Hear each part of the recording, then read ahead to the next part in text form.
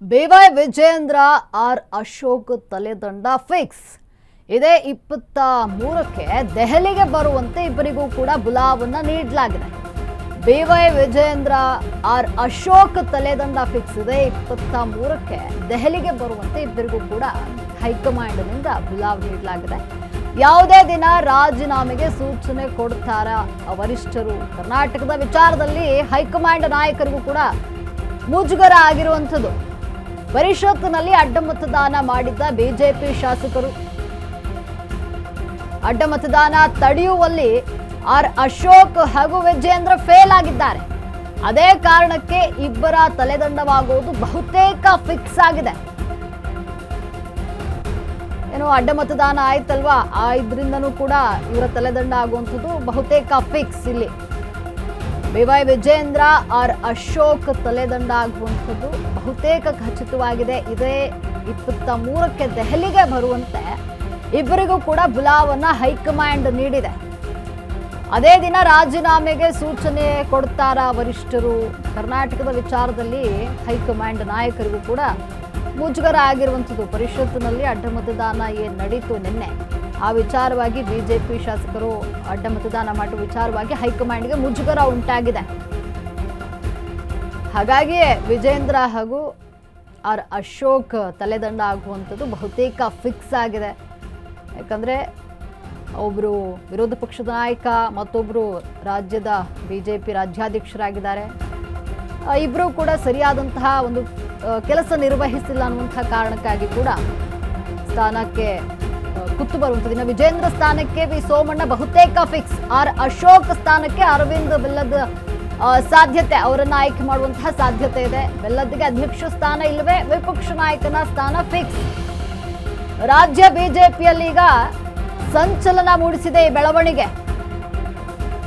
ವಿಜೇಂದ್ರ ಸ್ಥಾನ ಉಳಿಸಲು ಯಡಿಯೂರಪ್ಪ ಒಂದು ಕಡೆ ಸರ್ಕಸ್ ಮಾಡ್ತಾ ಇದ್ದಾರೆ. ತನ್ನ ಅನುಭವವನ್ನೆಲ್ಲ ಬಳಸಿ ಮಗನ ಸ್ಥಾನವನ್ನ ಉಳಿಸಿಕೊಳ್ಳಲು PS ಯಡಿಯೂರಪ್ಪ ಒಂದು ಕಡೆ ಕಸರತ್ತನ್ನ ನಡೆಸುತ್ತಿದ್ದಾರೆ. ವಿಜೇಂದ್ರ ಸ್ಥಾನಕ್ಕೆ ವಿ ಸೋಮಣ್ಣ ಬಹುತೇಕ ಫಿಕ್ಸ್. ಇನ್ನು ಆರ್ ಅಶೋಕ್ ಸ್ಥಾನ, ವಿರೋಧ ಪಕ್ಷ ಸ್ಥಾನಕ್ಕೆ ಅರವಿಂದ್ ಬೆಲ್ಲದ್ ನೇಮಕ ಆಗುವಂತಹ ಸಾಧ್ಯತೆಗಳು ಇಲ್ಲಿ ಕಂಡು ಬರ್ತಾ ಇದೆ. ಬೆಲ್ಲದ್ಗೆ ಅಧ್ಯಕ್ಷ ಸ್ಥಾನ ಇಲ್ವೇ ವಿಪಕ್ಷ ನಾಯಕನ ಸ್ಥಾನ ಫಿಕ್ಸ್.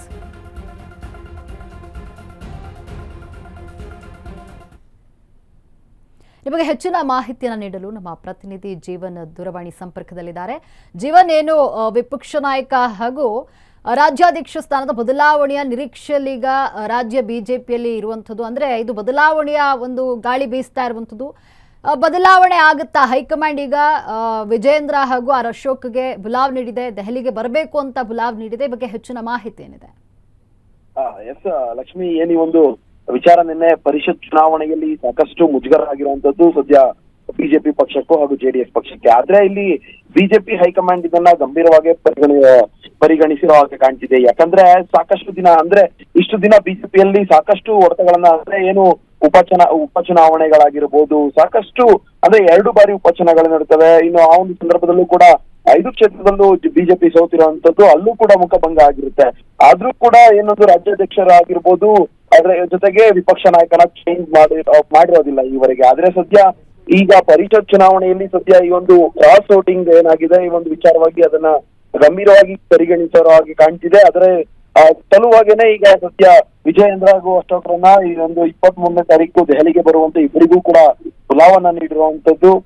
ಸದ್ಯ ಈ ವಿಚಾರವಾಗಿ ಏನು ಬಹಳಷ್ಟು ಕುತೂಹಲಗಳು ಇರುವಂತದ್ದು ಎಲ್ಲಾ ರಾಜ್ಯದ ನಾಯಕರಿಗೂ ಹಾಗೂ ಎಲ್ರಿಗೂ ಕೂಡ, ಎಲ್ಲಾ ಕಾರ್ಯಕರ್ತರಿಗೂ ಕೂಡ. ಯಾಕಂದ್ರೆ ಇಷ್ಟು ದಿನ ಏನೇ ಆದ್ರೂ ಕೂಡ ಇವರ ಇಬ್ಬರ ಬದಲಾವಣೆ ಕೂಡ ನಡೆದಿರಲಿಲ್ಲ. ಸದ್ಯ ಈಗ ಬದಲಾವಣೆ ಆಗುತ್ತೆ ಅನ್ನೋ ಒಂದು ಮಾಹಿತಿ ಸಿಗ್ತಾ ಇರುವಂತದ್ದು, ಬದಲಾವಣೆ ಹಾಗೆ ಆಗುತ್ತೆ ಅಂತ. ಯಾಕಂದ್ರೆ ಇನ್ನು ಎಷ್ಟು ದಿನ ಈ ರೀತಿಯಾದಂತಹ ಒಂದು ನಾಯಕತ್ವದಲ್ಲಿ ಇರುವಂತದ್ದು ಅನ್ನೋ ಒಂದು ಮುಂದಾಗಿ, ಅಂದ್ರೆ ಈ ಒಂದು ನಾಯಕತ್ವವನ್ನ ಚೇಂಜ್ ಮಾಡ್ಬೇಕು ಅಂತ ಸದ್ಯ ಹೈಕಮಾಂಡ್ ಕೂಡ ಮುಂದಾಗಿರುವಂತದ್ದು. ಅದಕ್ಕೋಸ್ಕರ ಈಗ ಸದ್ಯ ದೆಹಲಿಗೆ ಕರೆದಿದ್ದಾರೆ, ಅವ್ರನ್ನ ಇಬ್ಬರನ್ನೂ ಕೂಡ ಕರೆದಿದ್ದಾರೆ. ಈ ಒಂದು ಸ್ಥಾನಕ್ಕೆ ಇನ್ನು ವಿ ಸೋಮಣ್ಣ ಆಗಿರ್ಬೋದು, ಅರವಿಂದ್ ಬೆಲ್ಲದ್ ಆಗಿರ್ಬೋದು, ಇನ್ನು ವಿಜೇಂದ್ರ ಸ್ಥಾನಕ್ಕೆ ಅಂದ್ರೆ ರಾಜ್ಯಾಧ್ಯಕ್ಷ ಸ್ಥಾನಕ್ಕೆ ವಿ ಸೋಮಣ್ಣರವರ ಹೆಸರು ಕೇಳಿ ಬರ್ತಾ ಇರುವಂತದ್ದು.